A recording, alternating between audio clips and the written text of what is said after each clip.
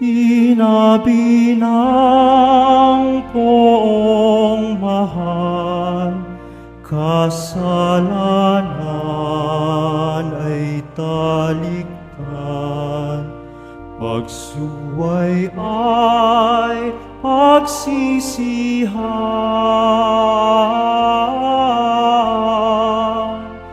maghahari ng lubusan ang poong Diyos na may kapal.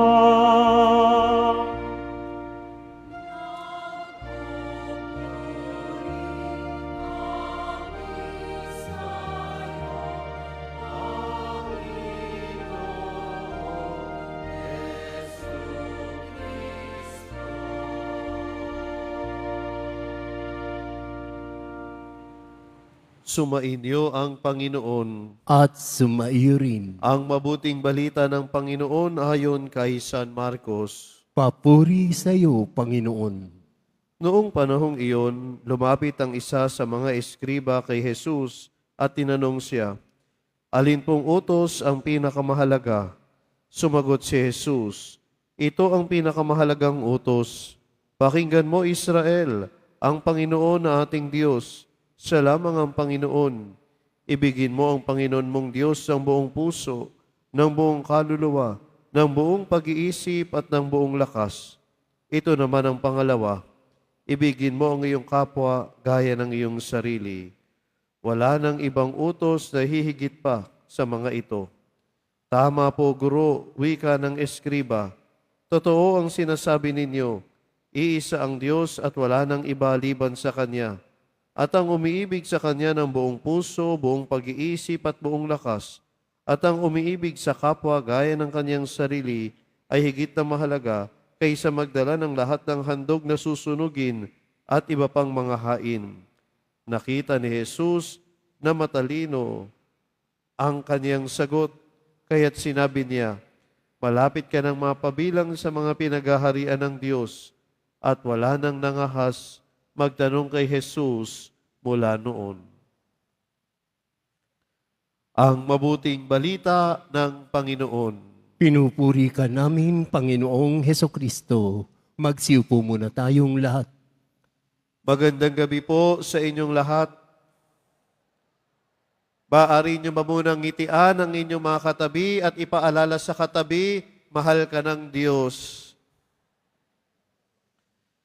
Mga minamahal kong kapatid sa pananampalataya, bago ang tagpong ito ng Ebanghelyo, may isang eskriba nakakita kung paano sinagot ni Jesus ang mga Saduseyo na nagtangkang ipahiya siya sa pamamagitan ng isang tanong tungkol sa isang babae na nagkaroon ng 7 asawa na pawang namatay.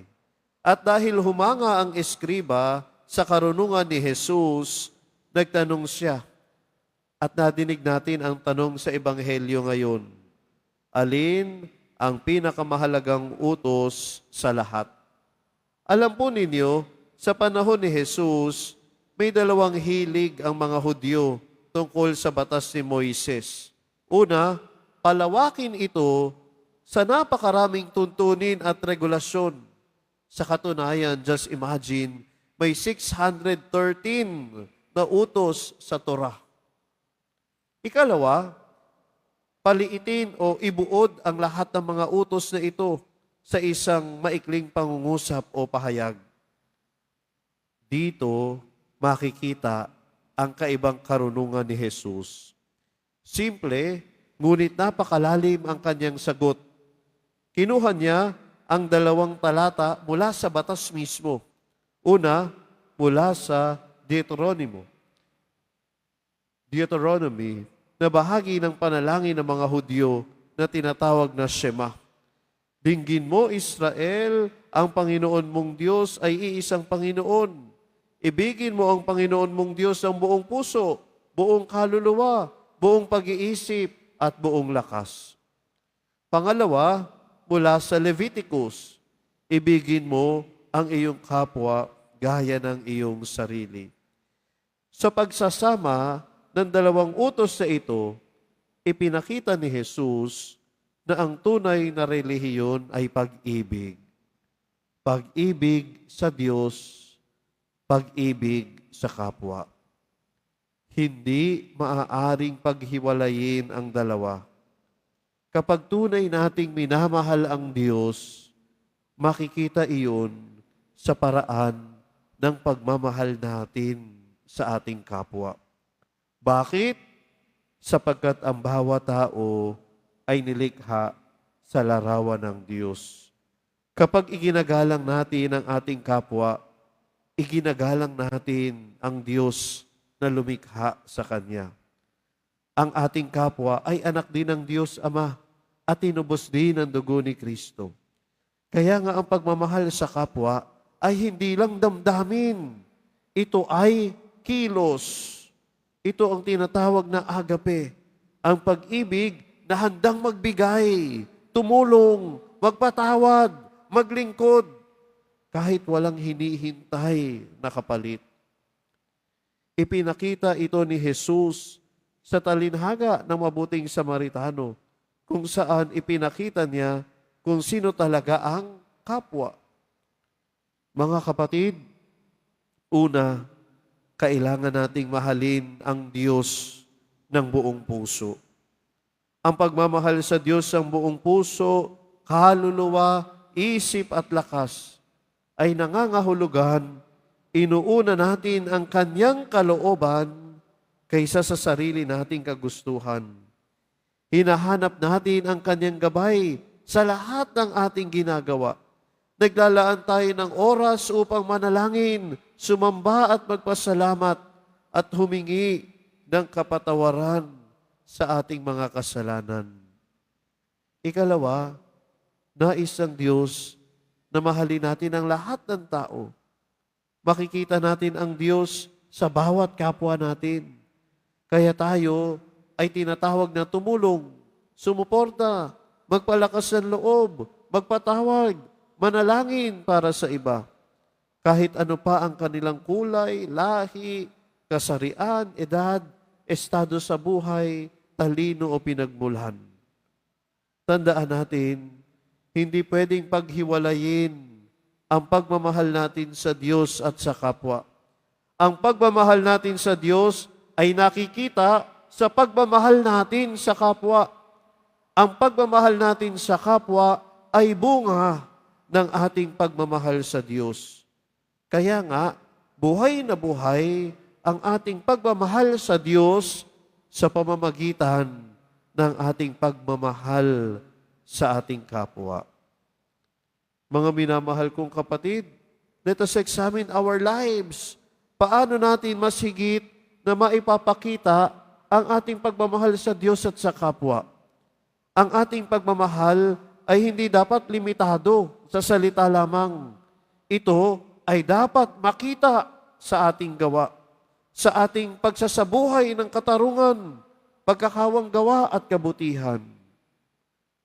Bawat araw ay isang pagkakataon upang mas lalo tayong lumapit sa Diyos sa pamamagitan ng ating pagmamahal sa iba.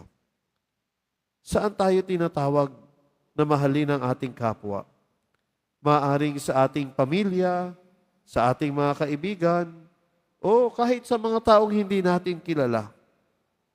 Ang pagmamahal ay dapat na walang hinihintay na kapalit. Tulad ng pag-ibig ng Diyos sa iyo at sa akin.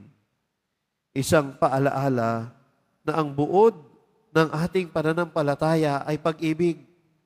Pag-ibig sa Diyos na humigit sa lahat at pag-ibig sa ating kapwa bilang mga kapwa anak ng Diyos. Mga kapatid, maglaan tayo ng oras upang suriin ang ating puso. Mahal ko ba ang Diyos ng buong puso?